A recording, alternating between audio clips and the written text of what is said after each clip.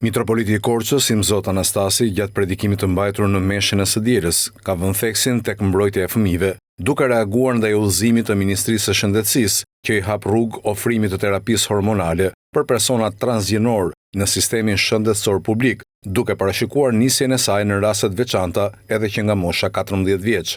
Gjatë fjalës së tij, mitropoliti ka bërë thirrje për kujdes nga ana e prindërve, duke shprehur shqetësimin se institucionet arsimore sipas tij nuk janë gjithmonë në mbështetje të interesit të fëmijëve, por mund të ndikohen nga agjendat të caktuara që në vlerësimin e tij kanë si synim shkatrimin dhe shpërbërjen e familjes. Duhet të kujdeseni për fëmijët tuaj.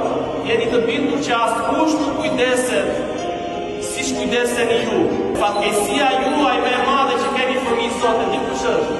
Sepse shkolla nuk është në krahun tuaj, sepse në shkollë do t'i mësojnë fëmijëve tanë që nuk ka rëndësi se s'jenë, ka rëndësi se si t'vjesh, dhe ata do t'a orientojnë në një përqindje shumë të madhe që fëmija të mos t'jetë ashtu siç është. Kështu që keni një barë të madhe që t'i ofroni tek Perëndia fëmijët tuaj ashtu siç ja u dha, të qashtë, të pastër.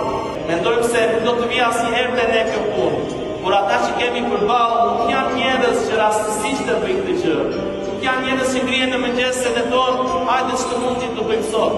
Jo, janë njerëz që kanë agjenda të mirë caktuara dhe kanë vënë në syrin e tyre si qëllim të tyre fëmijët tuaj, familjen tonë, për të shkatëruar shoqërinë tonë, për të na shpërbërë, për të qenë thjesht individ dhe konsumator.